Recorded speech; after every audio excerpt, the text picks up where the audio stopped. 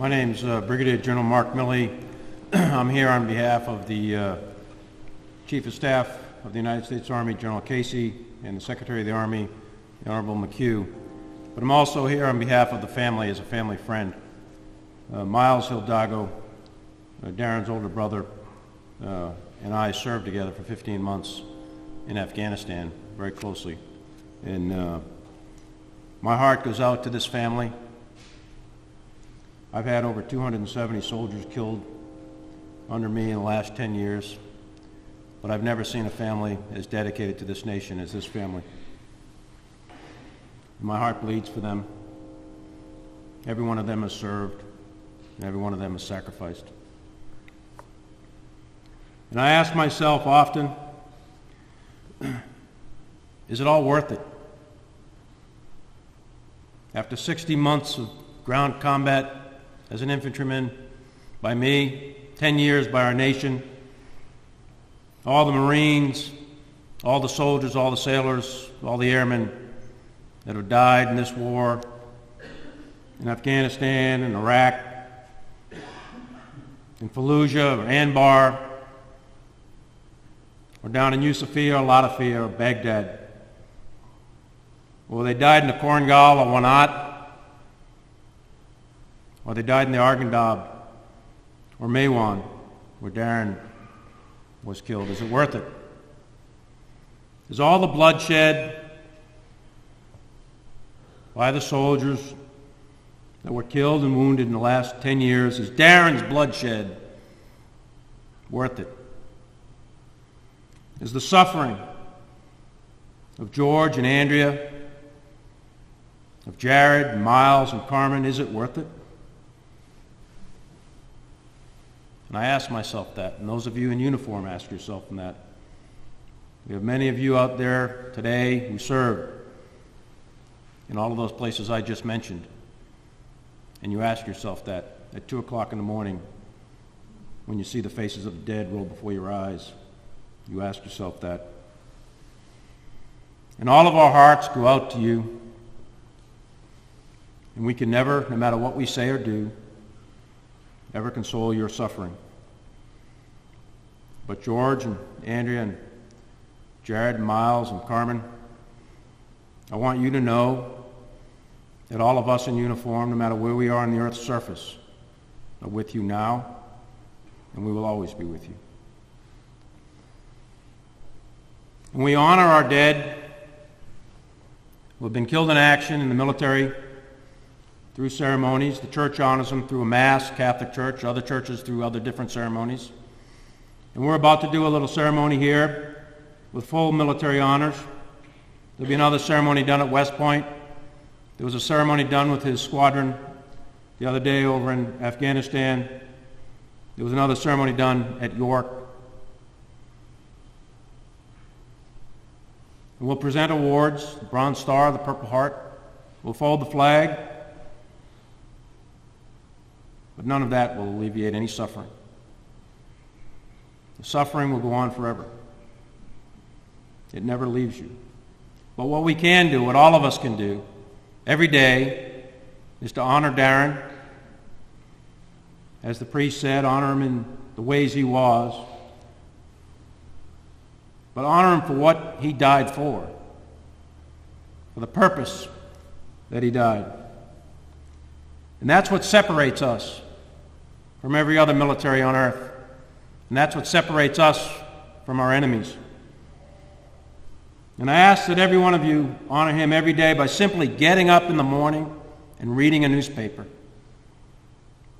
or turn on CNN, or watch Fox News. For the freedom of the press that we all enjoy every day was not earned by that reporter or that editor.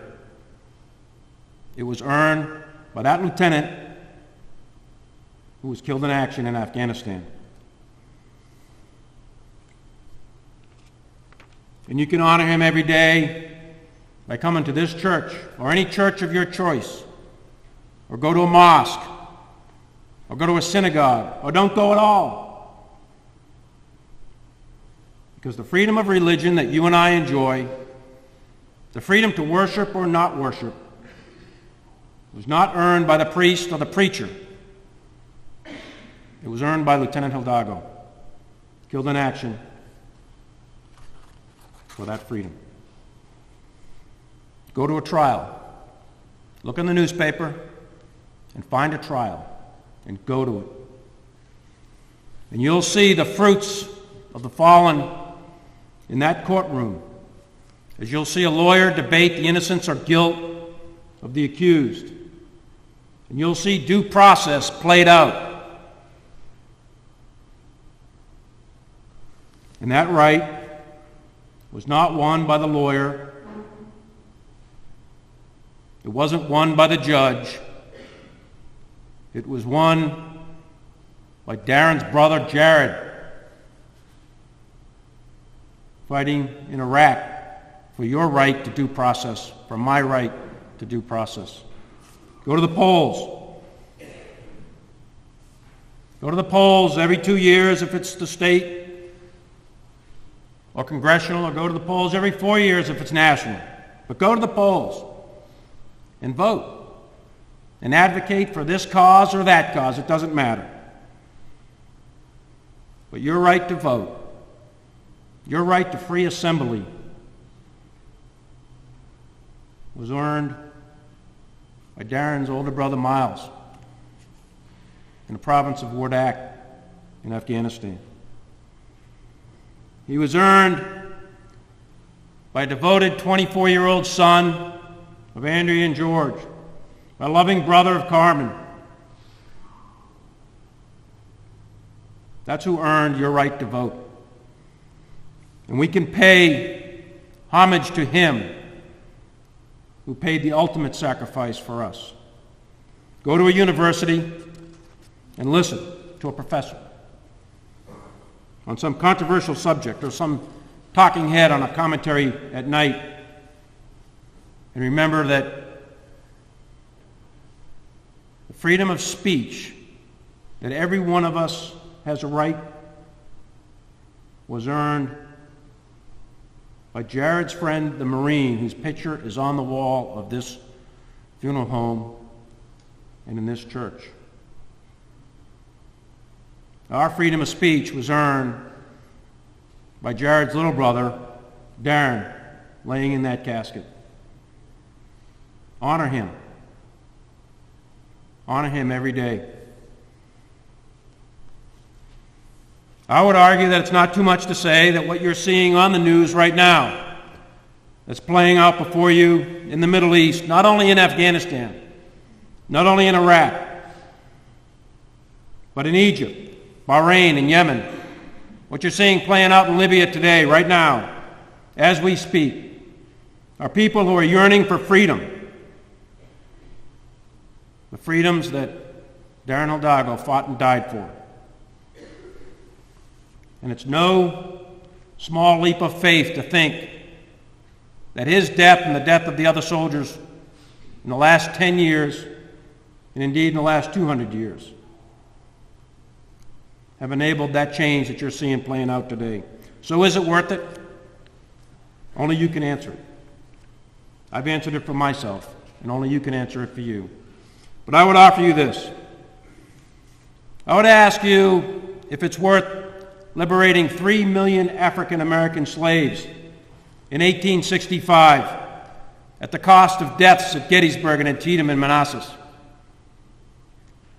I don't know. But ask the descendants. Ask the descendants of those slaves if their freedom is worth fighting for. And you'll have an answer.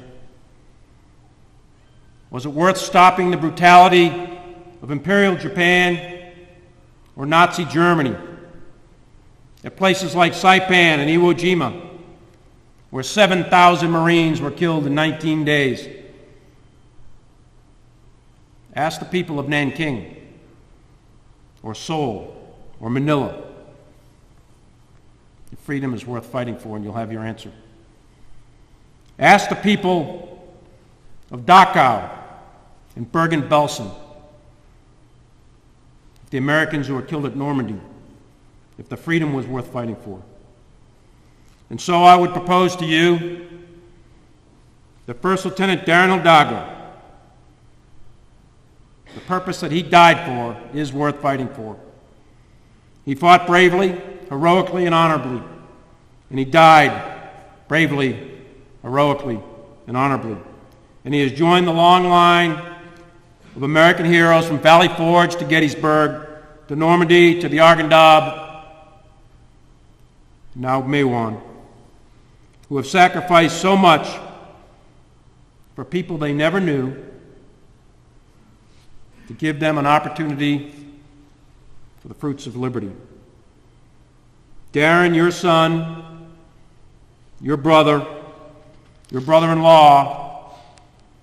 and your friend willingly gave his life for all of us, as many have before him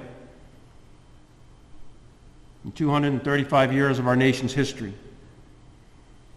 And he gave us all, with his death, he gave us all the gift of freedom, which we, none of us, can ever adequately measure, but for which he gave the last full measure of devotion. We will never be able to replace Daren's enormous smile, his contagious positive attitude, but we can honor him every day in so many small ways.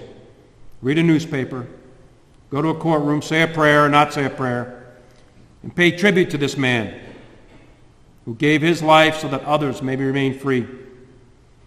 We all owe Daren a debt that none of us can fully repay, but in so many ways we can forever memorialize and be thankful that First Lieutenant Daren Hidalgo, a giant among men, walked in our ranks.